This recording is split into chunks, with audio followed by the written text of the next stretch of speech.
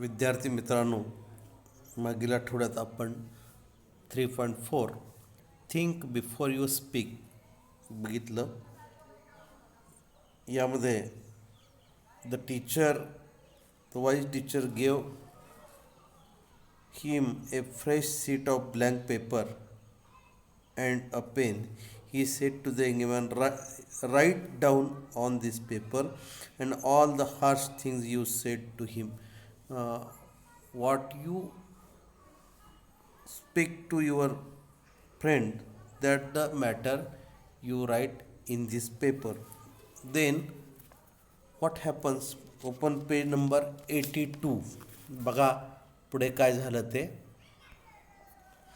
Now tear up this sheet of paper into as many small bits as you can, the wise teacher said. बघा ते आध्यात्मिक गुरु होते, ते आपल्या त्या शिष्याला म्हणाले की आता तो पेपर त्याचे जास्तीत जास्त जेवढे बारीक तुकडे करता येतील तेवढे कर. Soon the single sheet was torn into 100 tiny bits of paper. आणि मग लवकरच काय केलं की ते त्या दिलेल्या शीटचे बारीक बारीक तुकडे केले. Throw the bits out of this window the teacher told him. आणि मग आता हे कागदाचे केलेले तुकडे खिडकीतून बाहेर टाक असं शिष्य म्हणाले. That was easily done. It was a windy day and the tiny bits were scattered far and wide even as the young man watched. बघा the disciple supposes it is easy work. There is wind is blowing here and there. So the disciple threw the bits to the out of the window and the tiny bits were scattered म्हणजे विखुरलेले, इकडं तिकडं पसरले ते कागदाचे तुकडे far and wide even as young man watched it. Now go out into the street and collect as many bits of paper as you can, the teacher ordered him. आणि मग त्यानंतर आता ते गुरु काय म्हणाले की तू बाहेर जा आणि जेवढे तुकडे गोळा करून आणता येतील तेवढे सगळे आणतो. The young man was taken aback. But that will be difficult, he stammered. बघा मग तो तरुण मनुष्य बाहेर गेला, त्यांनी तसे प्रयत्नही केले. But it is very difficult to collect it because of that the bits scattered here and there. There is a wind is blowing and how it possible to collect. He stammered म्हणजे तो अडखळत बोलला. It will be difficult indeed, but do give it a try, the teacher suggested. बघा ते खरंच अवघड आहे, परंतु तू काय कर, प्रयत्न कर गोळा करण्याचा, असं गुरुनी सुचवलं. The young man went out. He return half an hour later exhausted. This young man try to collect that the bits of paper but it is very difficult. At last he return again half an hour. That the man, exhausted, tired, he had not been able to get hold of a single torn bit from the paper he had torn up just a while earlier. आणि बघा तो लवकरच माघारी आला. त्यांनी प्रयत्न केले परंतु it is impossible. This is what happen with the spoken words. आणि मग द टीचर सेड टू हिम. आणि मग त्या शिष्याला असे म्हणाले की असंच आपल्या बोललेल्या शब्दाचे देखील होते. Once you have spoken the words aloud it is very difficult to take them back. So the teacher told him, if you spoken the words aloud it is very difficult to take them back. म्हणूनच ह्या जसे तुकडे गोळा करणं अवघड आहे, तशी स्थिती आहे की आपण एखादे शब्द जर बोललो तर ते परत माघारी घेणं हे त्याप्रमाणेच आहे. Therefore learn to think before you speak in अँगर. आणि म्हणून काय की विचार करा की रागात बोलण्यापूर्वी किंवा कुठल्याही आपल्या व्यक्तींना, मित्रांना, सर्वांना बोलण्यापूर्वी विचार करा. The author suggested it. So the next page 83, the here the example of the Socrates. What is that the example? Open page number 83. Socrates was one of the wisest men of the ancient world. बघा, याच्यासाठी एक उदाहरण असं दिले की Socrates हा एक अतिशय सर्वात हुशार अशी व्यक्ती प्राचीन जगामध्ये होती. Many were the youth whose lives he influenced for the better. Socrates counseled his disciples to keep their mouths shut.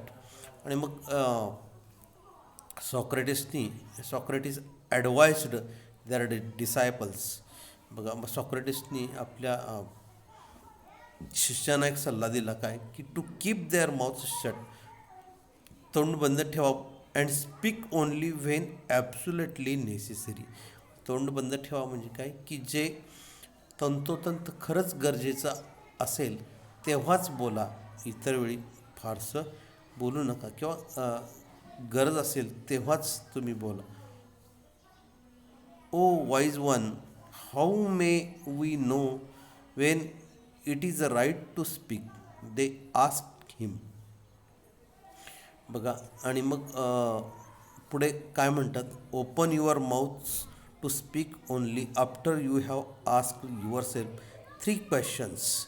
बघा, तुम्ही बोला केव्हा की ज्यावेळेस तुम्हाला स्वतःलाच असे एक 3 प्रश्न विचार, and received an affirmative answer to each of the 3 replied Socrates. सॉक्रेटिसने सांगितलं की अशा सकारात्मक दृष्टिकोनातून तुम्ही त्याचं उत्तर द्या.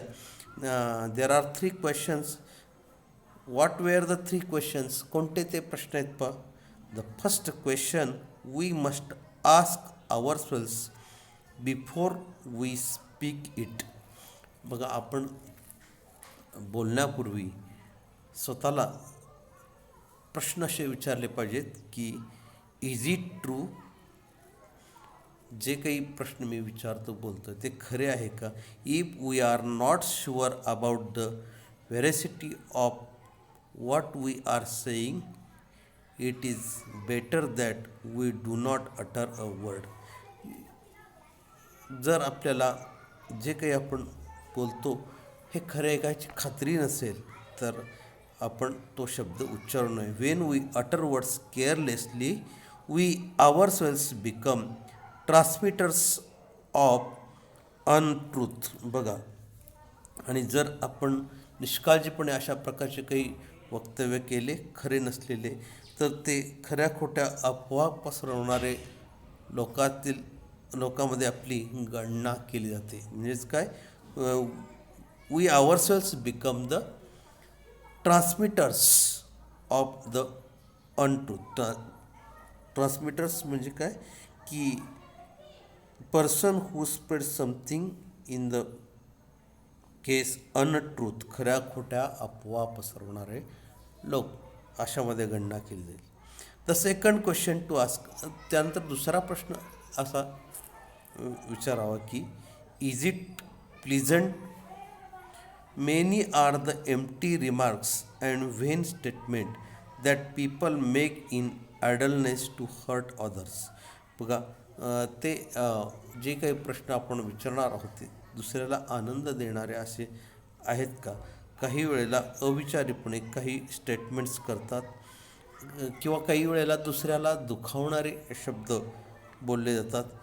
It is better that these unpleasant words remain unspoken. आणि मग असे आपल्याला दुःख हर्ट करणारे काही शब्द जर आपण बोलणार असो तर त्याच्यापेक्षा न बोललेले हे अधिक उत्तम, असा एक तो दुसरा प्रश्न आहे.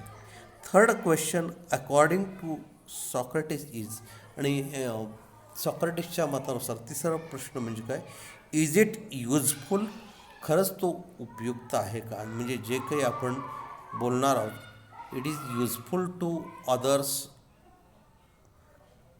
Is our statement going to benefit the listener, बघा की ऐकणाऱ्याला खरंच त्या शब्दाचा काही उपयोग आहे का, फायदा आहे का. Will our words bring comfort to someone, आपले जे काही शब्द आपण बोलणार आहोत तर त्यामुळे दुसऱ्याला त्याच्याबद्दल काही उपयुक्त आहे का किंवा आरामदायी असं काही वाटेल का, आनंद वाटेल का. Are we likely to help someone with what we say, आपण जे काही बोलतो ते खरंच दुसऱ्याला मदत होण्याच्या दृष्टिकोनातून आहेत का. Only in that case should we go ahead and speak, आणि अशाच बाबतीमध्ये आपण बोलावे, अन्यथा आपण बोलू नये. So the Socrates suggested the three question, is it true, is it pleasant, or is it useful. So the author tried to advise all of us, think before you speak. तर अशा प्रकारे हे आपल्याला सुचवलेलं आहे. पुन्हा एकदा लेसन वाचा, यातील काही वर्कशॉपचे प्रश्न आहेत ते वर्गातल्या वहीत लिहून काढा. तर ठीक आहे.